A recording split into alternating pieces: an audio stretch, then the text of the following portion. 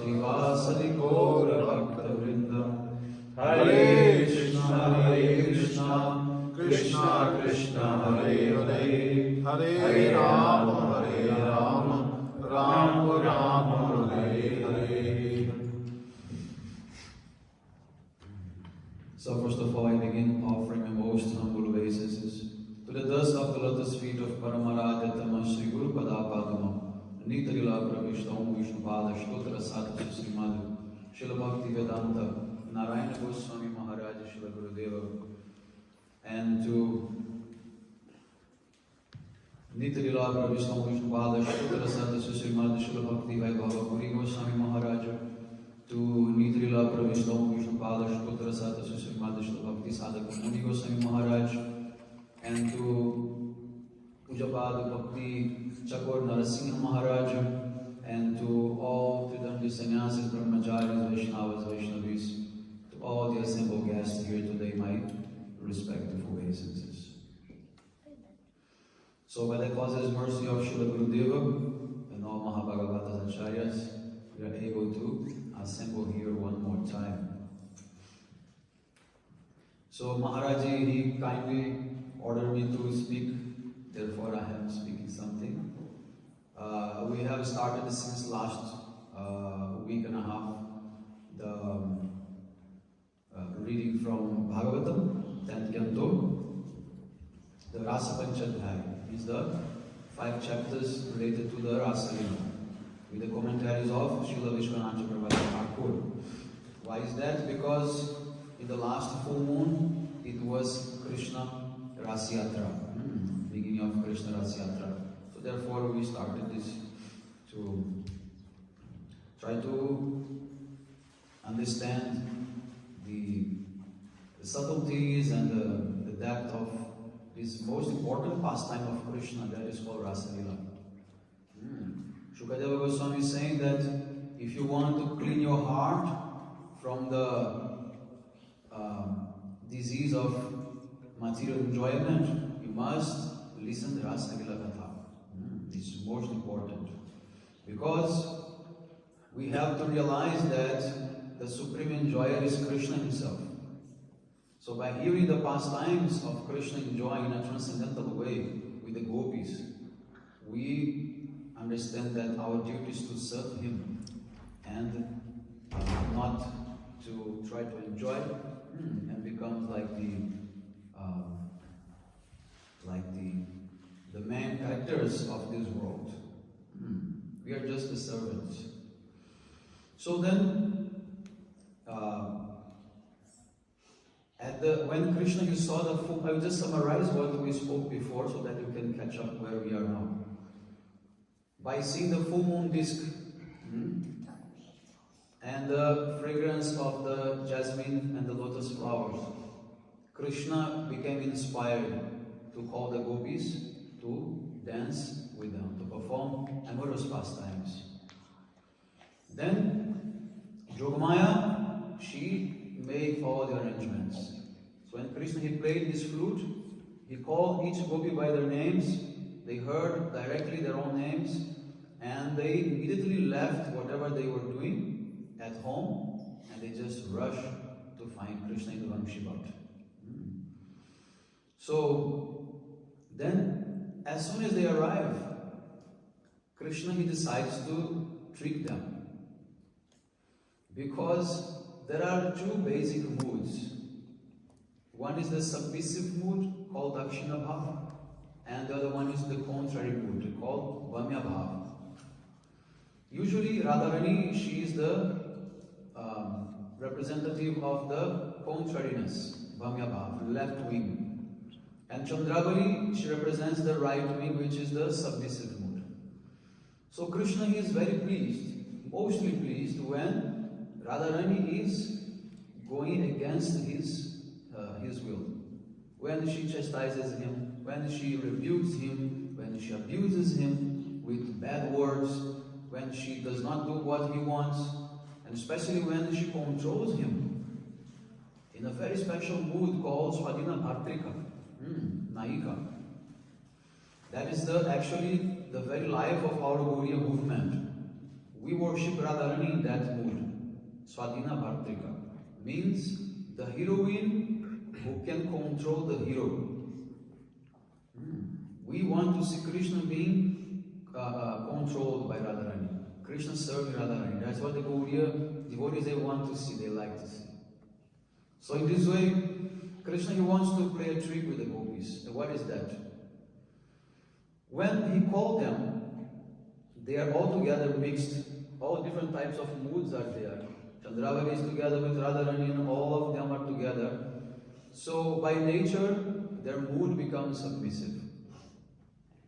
They become submissive. Means they are there trying to see what Krishna wants. After all, he called them. So Krishna, he's supposed to be the submissive one. But now he's saying, no, I'm going to play the contrary. So now when Krishna welcomed them, he says, Swagatam Mahabhaga. Welcome, most fortunate ladies. What brings you to this forest at night? How is everything in Vrindavan? And the gopis, they become puzzled. They say, why he's asking us, what brings us here? He called us only. And then now they will start to quarrel in a very nice way. And that is where we stopped.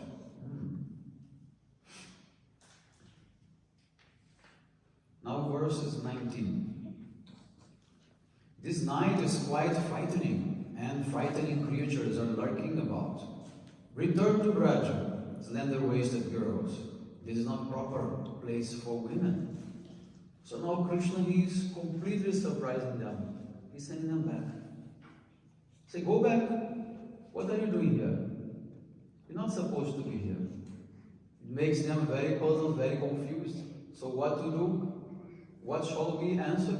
Because if we say that you call us, then they will be like, too much offering themselves. And as soon as Krishna spoke something which was not expected, they said, what brought you here? I didn't call you. Now they become confused. Did we actually hear that? Did we hear that sound of flute calling our names? Now they start to doubt it. And now they cannot tell to Krishna, because now they are afraid to show that they came there only for him, and they left everything behind. So now the situation is completely reversed. Something which is supposed to be very romantic and very nice, now turned into a big battle and a big fight. Because the Brajavasis' mood is that they are always hiding what they feel. Brajavasis, they hide what they feel. If they want to say I love you, they will say I hate you. If they want to say no, they will say yes. If they want to say yes, they will say no. This is the nature of Brajavasis. They will never be straight, never. They are all crooked like Krishna. So in this way, things will not start in the romantic way that we expect to be. So now the commentary of Srila Vishwanath Chakravarti Thakur. The gopis thought, Allah's Allah's, even after shattering our family responsibilities, our sobriety and our shame and enjoying us day after day, and after now dragging us here by the sound of his flute, Krishna is asking us why we have come. As the gopis cast sidelong glances at one another, Krishna said, if you try to tell me that you have come to get night-blooming flowers to use in the worship of God, and that it is these flowers you are looking at with your sidelong glances, I will have to reject your excuse as unacceptable, since neither the time, place, nor persons involved are appropriate. So the gopis, they are now very confused. They're looking to each other and say, did he say that? They cannot, really understand and realize, because they were not expecting to hear that. And then they look at each other, giving sidelong glances. Or Krishna might have said, even though there is abundant moonlight, this time of night is very fearsome, because many snakes, scorpions, and other dangerous creatures, too small for you to see, are lying beneath the creepers, roots, and twigs. Therefore, this is not a good time to pick flowers. Not only the time, but also this place is unsuitable for you to gather flowers, because at night terrible creatures such as tigers are abroad here. Therefore, you should go back to Braj. So the thing is, the good thing about the commentary of Srila Vishwanath Chakravarti Thakur is that he adds a lot to the original, dialogue. So he he speaks what was not written by Shukadeva Goswami. So, and then he unfolds a lot of subjective thoughts and feelings of Krishna and the gopis, and that's what he is writing. Because Krishna is trying to guess the gopis' answer, and before checking, like a chess game, like a chess game. Before you do a move, you must think all the possibilities of moves that your opponent can do after your move, right? You have to try to predict. Same way Krishna is playing chess now. So he asked them, why have you come? So he's expecting many types of answers already, and he has the answer for all of these answers also. So suppose the gopis tell him, we have come to collect flowers. Then he already has the answer. No. It's not proper time to collect flowers. It's not proper place even. So you can't bring that excuse. So he's like, totally, controlling them under his, hands. Then the Braja Gopis, they said, but let us just rest for a few minutes and then we will go. And Krishna says, women shouldn't remain in this kind of place. In other words, because of time and place, it is wrong for persons like you to stay here even for a moment. So Krishna becomes even harder with them. They say, give us 5 minutes, we'll take a breath and return. It's a long way, we rushed. They came running. Now they are, out of breath. And Krishna says, no, not even 1 minute more, you should quickly go. Then Krishna says, always lander wasted once, means very thin, waist. You are beautiful young girls, and I am a beautiful young boy. Because you are very chaste, and I am a brahmachari, as confirmed by the words Krishna brahmachari in Gopal Tapani Upanishad, there should be no fault in our being in the same place. Nonetheless, the mind can never be trusted, neither yours nor mine. So now Krishna is a little bit telling them, okay, you are very chaste, I know, I'm also brahmachari, so there will be no problem if we stay together here. But we never know how our mind can, trick us. You know how Krishna improved his brahmacharya, that pastime?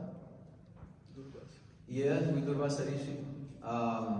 The gopis, they wanted to see Durvasa and go to his ashram. They were bringing so many pots of, prasadam, many preparations to Durvasa Rishi. But they have to cross Yamuna because Durvasa ashram is just at the bank of Yamuna on Mathura side. And the gopis are coming from Vrindavan. So they have to cross the Yamuna. So, but there is no boatman to cross. Then Krishna comes and asks the gopis, oh, what are you doing? Where are you going with all these things? And they say, we are going to the Durvasa ashram, but we cannot cross this river. And Krishna says, no problem, I can help you. You go and declare in front of Yamuna, Krishna is a brahmachari. He never had an interest for any lady, not even a contact with any lady. Then Yamuna will open a way and you can cross if I am telling truth. So this way the gopis, they went there and they declared that in front of Yamuna, and Yamuna opened the way and they crossed to meet with Durvasa Rishi. So this is the proof Krishna is a real brahmachari. On the way back, Durvasa asked them, before when they arrived, they gave all the preparation to Durvasa Rishi, and Durvasa Rishi ate at once. He just swallowed like all the big pots of, at once he swallowed. And then, going time, he asked the gopis, how did you cross? Because there is no boatman here. Then they told the story. And then they asked Durvasa, how can we come back? Then Durvasa said, you go and declare in front of Yamuna, Durvasa never ate anything.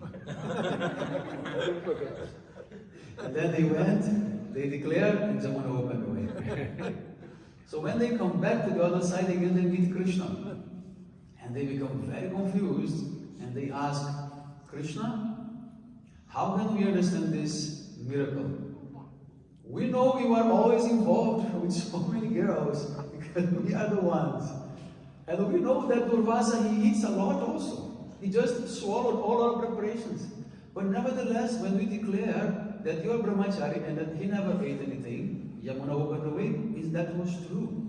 So how can we understand? And Krishna said, yeah, this is a very good answer. A very good question. The thing is, although we are performing some activities, we are not identified with our ego to those activities. We are just performing that out of seva. So Krishna is joining the gopis out of seva, just to please the gopis. And Durvasa is accepting the offerings just to please the devotees. But they are not identified, they are not attached to those activities. Therefore, they have never done. Because their mind is not there. There is no mamata, there is no attachment for that. They are completely, separate from what they are doing. Therefore, they are untouched, they are not contaminated, because they don't have any type of attachment for that. They are not enjoying the sense of being like, doing any type of sense gratification. So this is the answer, how Krishna is really a brahmachari. So, now Krishna's inner eagerness is quite obvious. If we read his words between the lines as follows, quote, if out of shyness you cannot tell me the reason you have come, then don't speak. I already know it anyway, so just listen as I tell it to you. Then the following hidden meaning emerges when the Sanskrit words are separated in a different way. That's the good thing about Srimad Bhagavatam, is that Sanskrit words can be very elastic, very flexible. How you combine them, how you join like the next with the other one, can have complete different meanings. So according to your realization, your capacity to see the Leelas, those words will become completely different. So Krishna says, the all-pervading moonlight has created a serene atmosphere here in the forest, devoid of fear. Hence, there are only peaceful creatures, such as deer, and the ferocious beasts like tigers are now harmless because of Braja's naturally non-violent atmosphere. Consequently, this night should not frighten you. Don't be afraid that your husbands or other relatives may come here looking for you. Fearing the dangerous animals, they will definitely not come near this place. Please do not go back to Braj, but stay here in my company. This is what actually he meant to say. Same sentence, same words, but completely opposite meaning. Usually we find in Bhagavatam, especially in their dialogues, all these type of things. Then the Braja Gopis, they say, will you keep any type of women with you? And Krishna says, only women like you, who are young and beautiful with slender waists, should stay here with me and not others. Thus, by reading the Sanskrit differently, one can see that Krishna's words are full of considerate as well as neglectful sentiments. In this wonderful exchange of love, Krishna simultaneously teases and enchants the gopis with his clever words. So Krishna makes them very confused. In the same sentences, he is saying, go away, but that can also mean, please stay. He plays them with them a lot. Next verse, verse 21. Not finding you at home, your mothers, fathers, sons, brothers, and husbands are certainly searching for you. Don't cause anxiety for your family members. Now the commentary. The Braja Gopis said, even though we are young girls, meeting with you at night in a lonely forest, still no one will gossip about us or question our chastity, because we have come here together in a large group. Now the gopis, they began to give their also arguments. So why we should stay? Because we're not alone. We have many witnesses. We are a big group, 1 billion gopis. So if someone asks anything, no, we were 1 billion together. Nothing happened, no problem. Then Krishna says, granted. But your friends will be terribly worried about you, and will now be searching everywhere for you. Your mothers, fathers, sons, brothers, and husbands will be looking for you. Don't put them in anxiety. However, your children, being only 2 or 3 months of age, will not be looking, because they are not expert in the skill of searching for lost persons. The age of their children is indicated in verse 6. They gave up feeding their babies milk. And verse 22 said, go home, for the calves and children are crying. Nonetheless, because Krishna has caused each of the gopis to forget this fact about their children, he manages to plausibly make this statement. Don't cause anxiety for your relatives due to their not finding you. So now, the point of being alone with the gopis is not more a question. Now it is already settled, this matter. They can stay, no problem. But now Krishna creates another problem. Okay, you can stay, no one will say anything, but still they are worried for you, they're trying to look and search for you. So why do you cause this anxiety to them? So taking another meaning, Krishna says, don't worry. Even while searching for you, your relatives will not be able to see you deep in this forest, in this dense forest. Don't be afraid of your family members. Just spend the night here, enjoying freely with me. This is what really Krishna wants to say. Next verse, 22. Now you have seen this Vrindavan forest, full of flowers and resplendent with the light of the full moon. You have seen the beauty of the trees, with the leaves trembling in the gentle breeze coming from the Yamuna. So now go back to the cowherd village. Don't delay. Oh, chaste ladies, serve your husbands and give milk to your crying babies and calves. So again, Krishna is saying, go away from here. Now the commentary. When the gopis began looking all around in embarrassment, Krishna said, "Oh, I understand that you have come here to see the forest."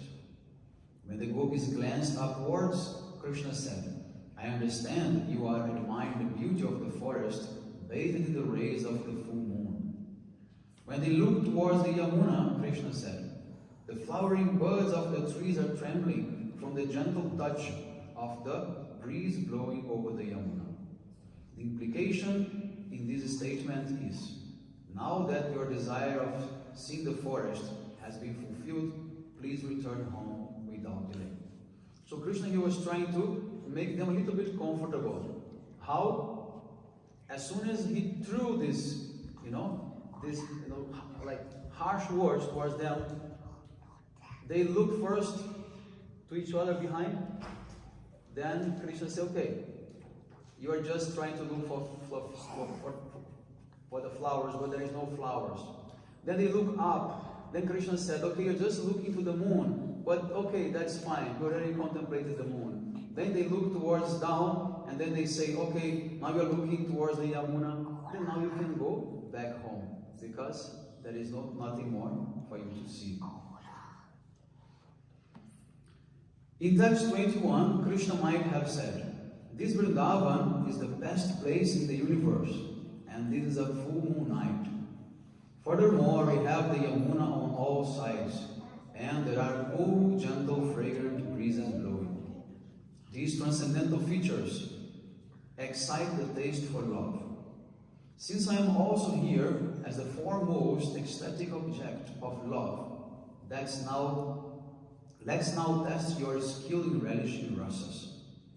In the text 22, Krishna said, "Now that your desire to see the beauty of the forest has been fulfilled, do not delay. Go back immediately.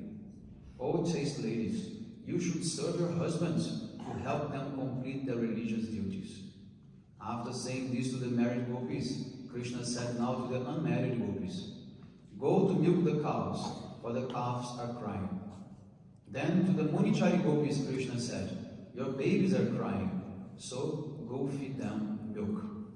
3 types of gopis were there, in 3 different situations. One group of gopis, they have only husband but no children. No children.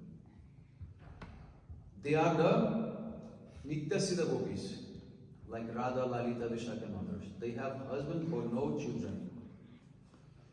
Then we have the unmarried gopis. Unmarried gopis. They have not married yet. So Krishna told them, "You go and take care of the cows. This is your responsibility. You have no husband, but you have cows and calves." The third type is the Municharis. Who are the Municharis? Municharis are those sages who were in the Dandakaranya, Dandaka forest, and they were chanting Gopala mantra, and they were meditating in Krishna. Then they saw Lord Ram, and they prayed to Ram so that they will be united in Madhurya Rasa with him. But then Ram said, "No, I cannot relate to anyone in Madhurya Rasa, because I have only one wife, that is Sita. But when I come as Krishna, then I can fulfill your desires. Because as Krishna, I can have many, many wives and partners, whatever." So they are called the Municharis or Shruticharis. Or Rishicharis. Municharis or Rishicharis. And they had babies. In the beginning of this chapter, we read that some gopis who had babies, they could not leave their homes immediately, because there were some impurities in their heart still, because of their attachment for babies and family like that. So Yogamaya could not duplicate their bodies, so they had to stay back home, locked up. And then they begin to feel so much separation, fire of separation called Purvaraga. And by that fire, they end up burning all the remaining impurities. Then later on, they were able to live and join them. But not immediately like.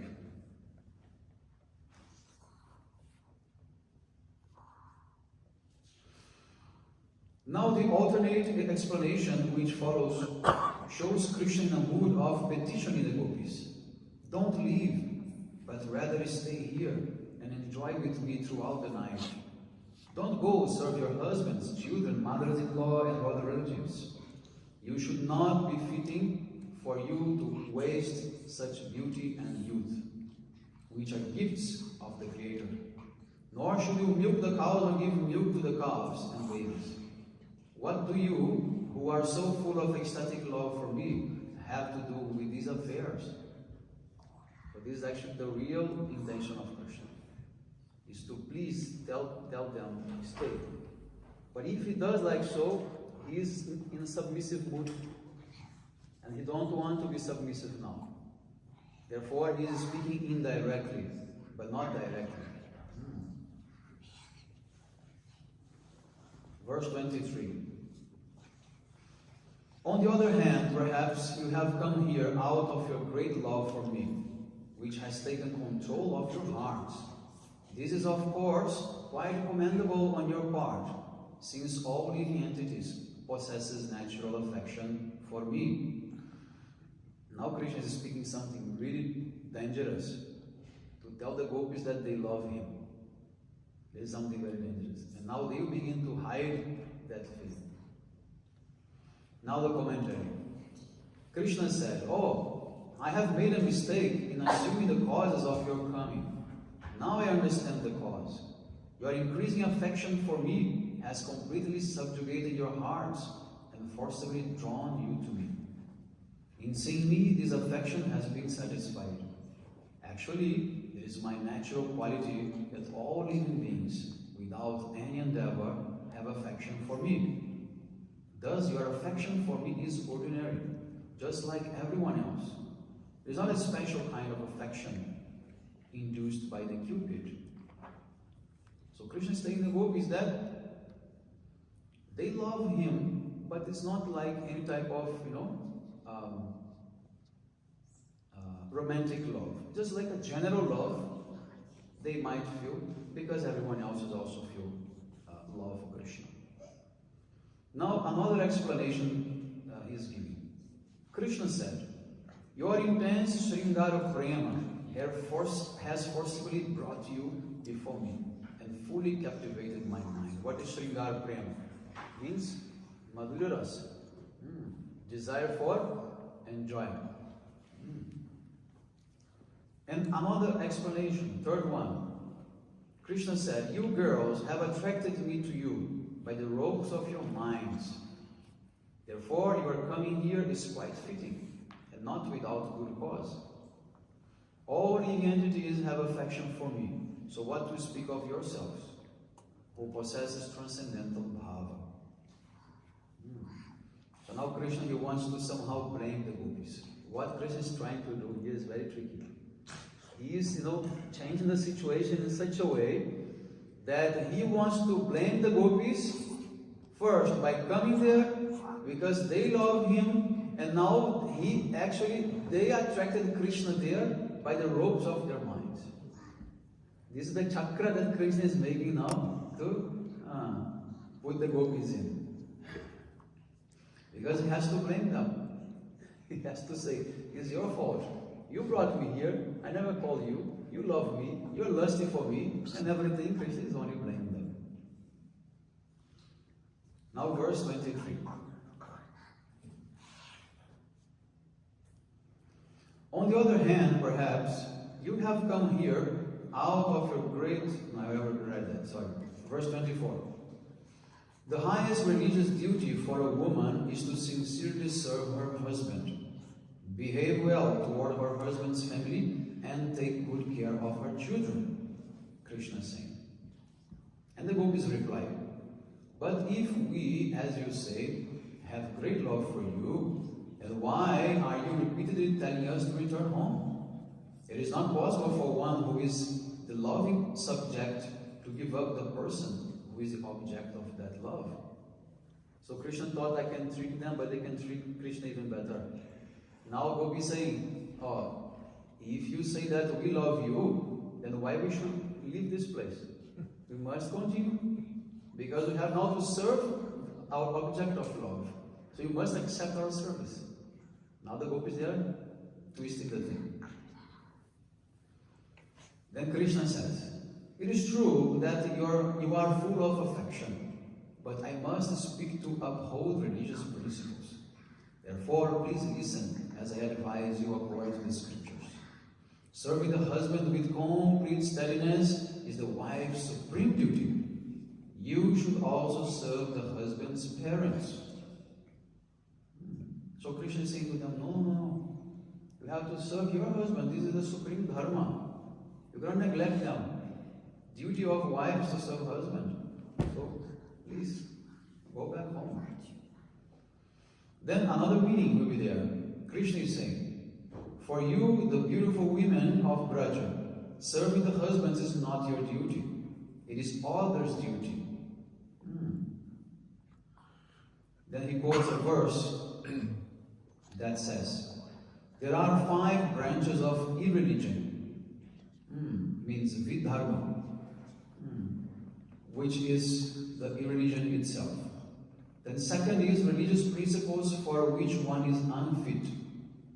The third is a pretentious religion. Fourth is analogical religion. And fifth is a cheating religion.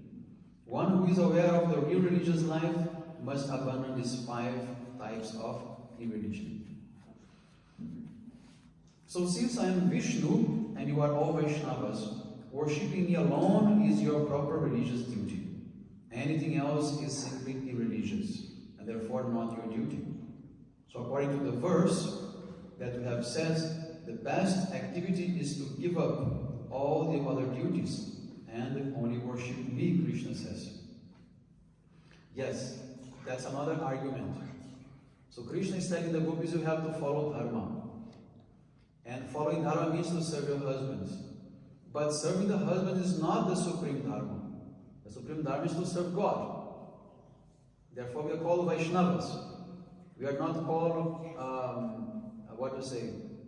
worshippers of husband. We are worshippers of God. So that is the supreme, dharma. So if Krishna is God, then the gopis, they must serve Krishna. That is superior than serving their husbands. Now verse 25.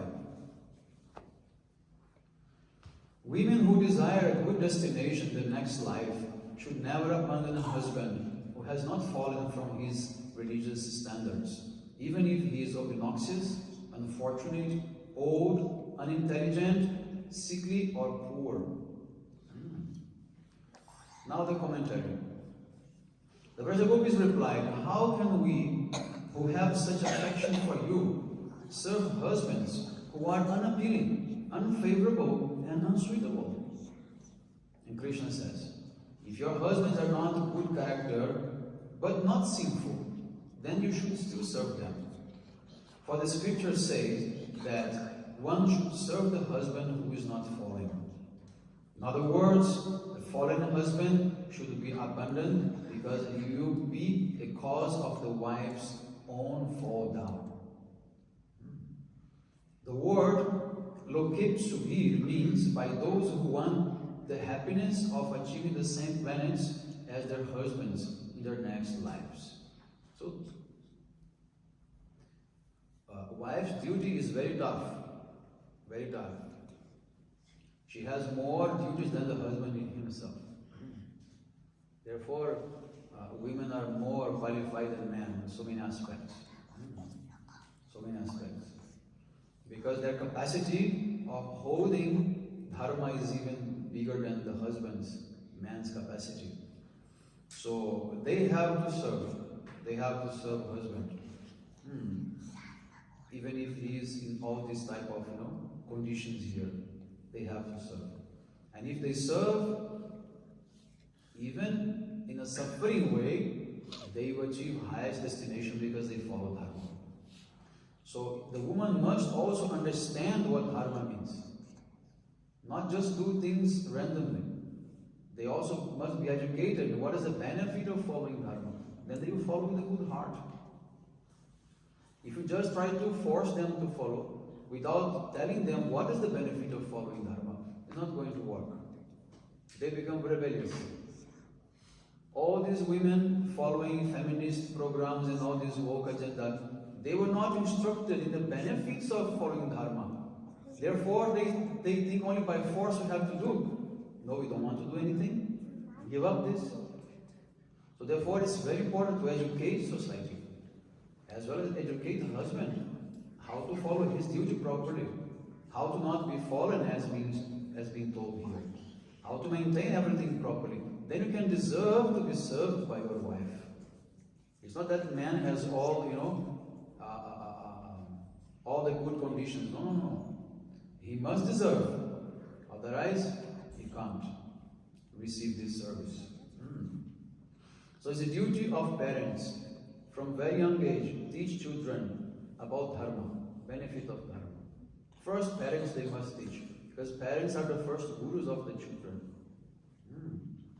Then, afterwards, the guru itself, he will just,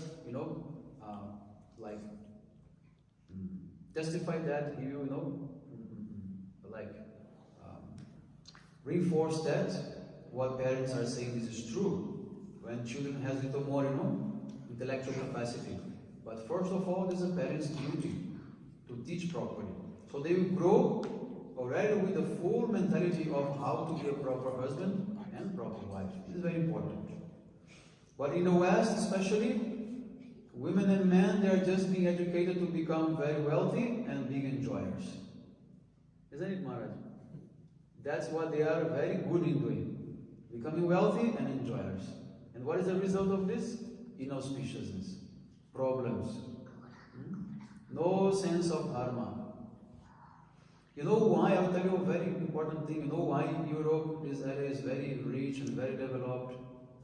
Because it is the result of the previous austerities of the saintly personalities, of the munis and even the other sages who lived in this area. They perform a lot of austerities, they have a lot of pious activities, and that attracts prosperity. So these new generations, completely materialistic, they are living on the strength of the past generations' tapasya and pious activities. But don't think it's going to last forever. Not going to last. It's already going to decrease. It's already decreasing. Because this new generation is only want to enjoy. They don't want to become righteous and dharmic. So be careful. It can go down like a hellish planet again. As it was in the Middle Age like that. I think none of us want to come back to those times. We like the way things are now, right? Comfortable, nice, peaceful, right? To maintain that, new generations, they must be very dharmic. They must be very pious. They should stop this, compulsive, thirst for enjoyment. It will destroy everything.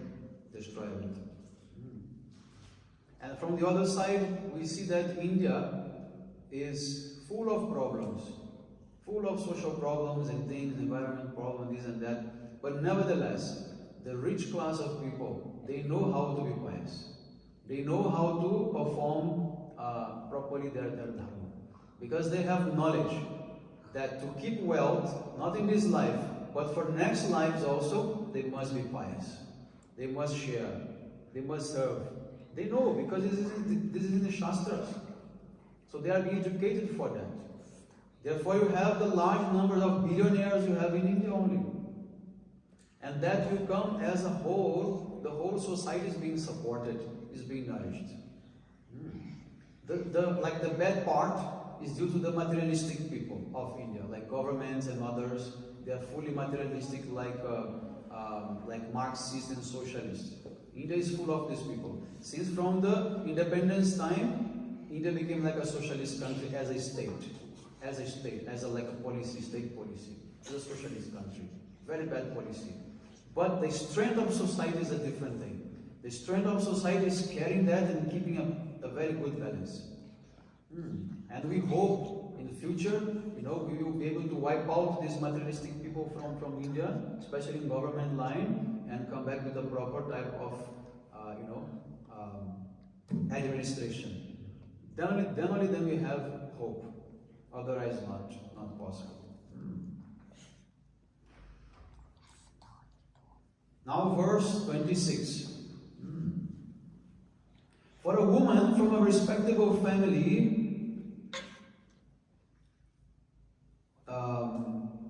adulterous affairs are always condemned. They bar her from heaven, ruin her reputation, and bring her difficulty and fear. So women must be completely what? Chaste. Otherwise, they will be also bereft of heavenly planets, even God's abode, mercy, and many things. There are so many quotes in Shastra about the importance of taking care of women. If the woman is not happy at home, How many? So many what? shlokas, evidence, verses. Yeah, point, huh?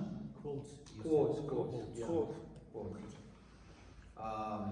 If the woman is not happy at home, Lakshmi leaves the house. Only inauspiciousness and suffering that will come. Because woman is the heart of house. Woman is mother. Woman is the one whose energy is actually maintaining the society from within. Because society is made out of families combined, right? Combination of many families. And woman is the heart and Shakti of the family. She is the mother, she is the wife, she is the teacher, she is everything. So if a woman is not happy, if things are not going well, then whole society will be spoiled. Because the family will be broken. And once the family is broken, children they go away and they become misbehaved, badmash. Bad character people. They will be using drugs or violence and they will be nonsense. Divided, very much divided. In the West, people are inspired to, as soon as you achieve majority, 18, 19, you go out, make your life, be independent. And leave your parents dying alone. Like that. But Vedic society is not like that. You always remain in the family. Always remain with that very strong nucleus. And that will guarantee a better society, better state of mind, emotion, also financially it will be very, very positive. Society will be very, very strong. Like the very strong societies nowadays, India, Russia, China, they are very conservative in their values. They defend the family, they defend the property, everything very strong. But others who want to be very modern and new, they want to break all these things. Break family, break property, break everything. Break principles and break everything. So, Shabdan, be very careful. We follow tradition, we follow dharma, we follow Vedas. We don't follow new ideas, new flags, and new this or new that. No. We are very conservatives and traditionalists. Now the commentary. This verse inspired the following dialogue. Krishna said, "You good girls have ordinary affection for me by your very natures. But any special affection which is contrary to the principles of religion should be given up. Illicit connections do not lead to Swargalok." Now Krishna is tricking them. What Krishna is saying? That, you are here out of affection for me. But it's not good. This affection you have for me, this is not good. This is against dharma. Krishna wants to blame them by saying that they are already having lusty desires for him. That's what Krishna is saying. And if you feel like this, you will not get Swarga. And what the gopis answer? We don't care for Swarga. Then Krishna says, but it will destroy your reputation. And what the gopis say? We don't care for our reputation. And then Krishna said, you are speaking falsely. And gopis say, no. What are you saying is not, what we are saying is not false. because we consider it to be the utmost importance. And Krishna says, such affairs are troublesome and full of difficulties due to the prohibitions of our husbands and others. Krishna said. Then Gopi said, that trouble is rather the cause of the greatest happiness for girls like us who are full of raga. Raga means here not anger. Raga means here deep attachment. This is confirmed in the Shastra. That contrariness, difficulty of attainment and rejection by women, I consider Kamadev's greatest weapons. This is the Priti Sandarbha by Jiva Goswami. Then Krishna says, but this creates fear for the body and for one's next life, on account of its being forbidden, both by worldly custom and by the scriptures. And the gopis reply, how can that be? This so-called fear is rather a foundation for experiencing rasas, as is stated in the scriptures.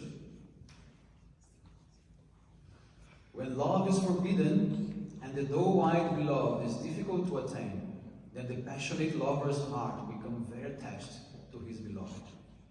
So what the gopis is like proving, the more difficulty you put, the more our love increases for you. So you can't make us go back, because all your endeavors to send us back, what was the result?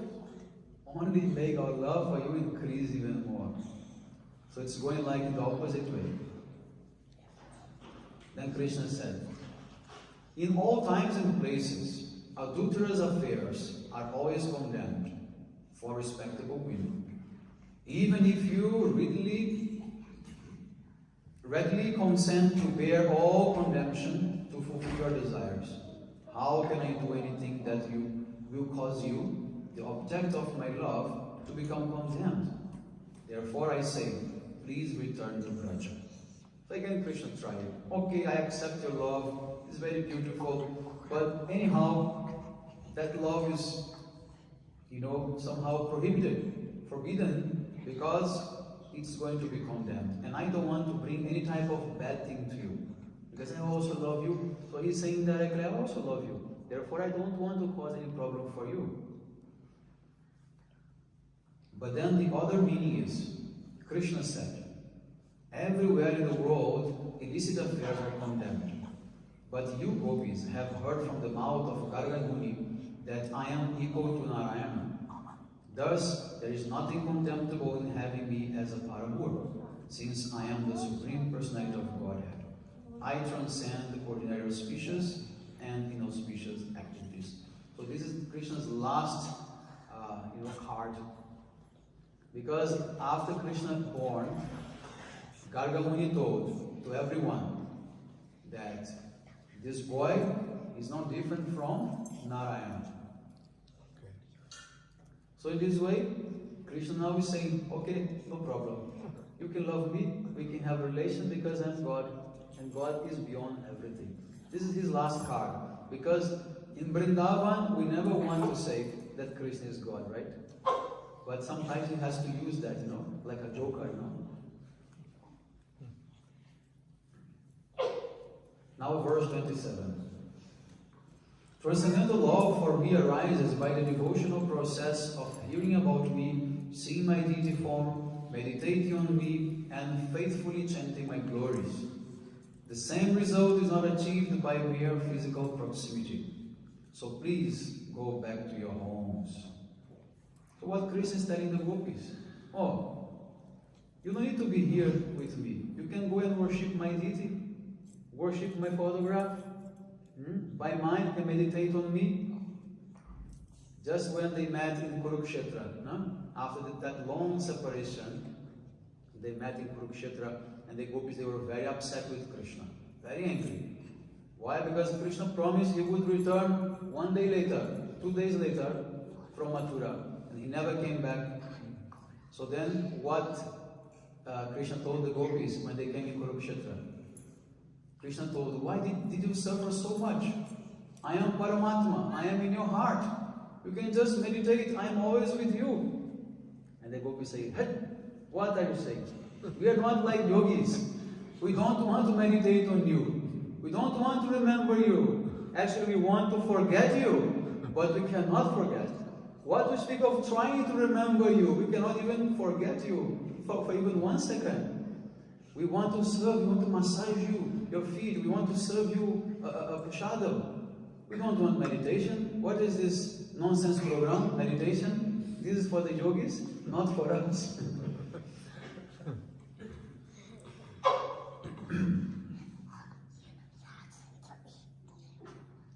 Now, another commentary of this verse. The Radha Gopis replied, "Why do you have such thoughts? We did not come for physical contact with you. Rather, we understand from the words of Gargamuni that you are Narayana himself. Thus, we have come with a desire to attain devotion to you. Therefore, let us stay here tonight and serve your lotus feet." Fearing this statement, Krishna speaks the verse. It is well known that the pure devotees do not even desire the perfection of samidhya, salokya, etc. But rather they desire to always hear and chant about the Lord. As devotees, you must have heard about this. So, the gopis did not say this. That is Krishna thinking that they might say. Therefore, before they say that they have come to worship him, he is saying, "Okay, but worship me at home, not here." The alternate meaning is, the process such as hearing about me do not give rise to intense conjugal love, as much as direct contact with me. Therefore, do not go home, but go to the place with no houses, which means the groves. So, there is always that hidden desire of Krishna to make them stay. Now, verse 28. Shukadeva Goswami said, "Hearing these unpleasant words spoken by Govinda, the gopis became morose. Their great hopes were frustrated, and they felt insurmountable anxiety." Now Krishna is happy. He put gopis in anxiety. That was his intention. Because he wanted to, tease them. Now the commentary. The word Govinda means one who enjoys playing with the words. Gavindate. So Govinda means the one who plays with words. Gavindate, Govinda. Means that's what he's doing since the last 6 verses. Bhashittam indicates manifest verbal expression. Taking the external meaning of Govinda's words, the gopis thought they indicated his lack of affection, and thus they felt dejected. Even though they could fully understand with their intelligence that Krishna's spoken words were actually favorable. So the gopis, they could understand Krishna's, inner meanings, his unspoken words, which were actually favorable to the gopis, but they didn't. The gopis could not see a reason for Krishna's rough words, and they were doubtful of the hidden affection in his unspoken words. Due to the feelings of humility which arose from their sthayi bhava, the gopis became morose and lost in thought. They thought, that person for whom we have neglected everything, our family members, religious duties, our gravity, fear and shame, is now neglecting us because we are not good enough for him. Gopis are very humble now. Gopis are saying, we are not, yes Maharaj, we are not enough for you. Gaur Premanande, Hari Bol, Vancha Kalpatra Vishalipa, Shindhu Vevacha, Patitanam Pavabhyo, Krishna Guru,